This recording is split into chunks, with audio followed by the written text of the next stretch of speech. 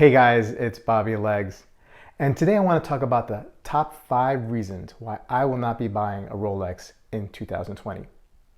I could have easily titled this video the top 5 reasons why you shouldn't buy a Rolex in 2020, but that'd be making a lot of presumptions on my end. Now, the opinions on this video are solely mine, and I certainly do not have the market cornered on being right. So just bear with me as I go through them. But before we continue with this video, please remember to like and subscribe and hit that bell icon so you can get notifications every time I upload a new video. I really love making these videos, and I hope you like them too. So let's get started with my top 5 reasons for not buying a Rolex in 2020. Number 5 on this list is availability. Now, this list is being compiled from the least important to the most important. So if this video was filmed in 2019, availability would have probably been number 1 or number 2. And when I speak of availability, I'm talking specifically about the Rolex sports models. But bear with me, that has probably changed. At the time of the filming of this video in March of 2020, there is, for a lack of a better term, a health crisis going on across the world. And in the country where it had originated from, this health crisis, demand for Rolex watches, especially Rolex sports watches, has been off the charts for the last couple years, making availability across the other parts of the world very, very difficult. Now, it has been speculated online that because of this crisis and because of the closing of certain borders, that availability in North America may have increased. There's definitely some rumblings online about people getting calls from their ADs informing them that their number is up for this specific Rolex sports model. Now, is that a coincidence, or is there some truth to the speculation that it's because of this, what's going on, where this crisis had originated from in that country? I don't know. Time would only tell, but there is proof out there that these models are becoming more available.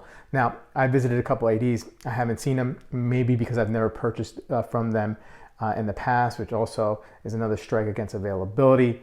But we just don't know yet, and only time will tell. Number 4 is pricing.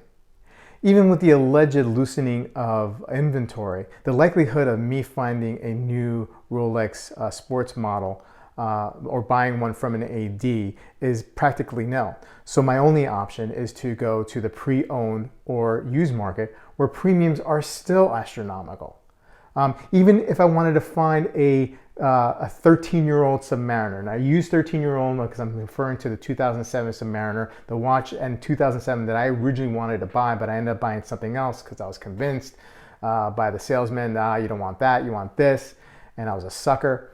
Even if I wanted to get that watch, which I think was approximately about $5,000 as I recall, plus or minus a couple $100, I can't find that watch for less than $7,000 out there. I mean, maybe, yeah, if it's beat up a little bit, but if I wanted something in good condition, I'm at least looking at $7,000. And if I'm looking for something with box and papers, it's over $8,000. So pricing, man, pricing. Number 3 on the list is it worth it? Is Rolex overrated?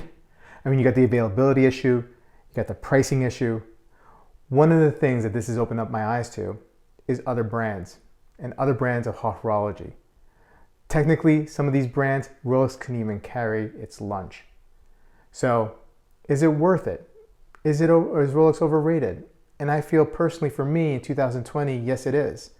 Now, that doesn't mean that next year I'll change my tune. I definitely reserve the right to change my mind at any time. But for today, Rolex just doesn't seem worth it to me. Number 2 on the list is the Black Bay 58. Ever since that nearby that I had in 2007 of the Rolex Submariner, I've been obsessing about that watch. Until Basel 2018, when Tudor released the Black Bay 58, and I was completely in love. I was able to get my name on a list, and I finally was able to pick it up at the end of last year. Now, I know the Tudor Black Bay 58 is not an apples-to-apples comparison with a Rolex, but the value proposition, the overall aesthetics, the look, the technology, it's a home run. and it's quenched my desire for the Rolex Submariner. Now, I know Tudor is not Rolex, but it's as close as you can get in my opinion, and I'm okay with that. Now, number one on the list why I'm not buying a Rolex this year, and it has nothing to do with Rolex, it's the economy. The stock market has taken a terrible tumble in the last couple of weeks. Now, I know that's not a reflection of how well an economy is doing, but we live in a gig economy. We live in a travel economy. We live in a going to theme parks economy, and people are staying away. That's certainly going to affect companies' bottom line in the first couple of quarters. Who knows, maybe at the end of the year, things will change. But I lived through the Great Recession of 2007 and 2008, and I nearly lost everything. So whatever cash I have, I'm going to hoard, because I don't know if I'm going to have a job in the next couple months. I don't know if there's going to be great buying opportunities in the stock market in the next couple of months. I have a family now, and spending any money I have, or extra money that I have, on a luxury item like a Rolex is not prudent. Anyway, guys, I would love to hear what you guys think. Are you buying a Rolex this year? Are you not? Please leave a comment below, and I will see you in the next video. Take care.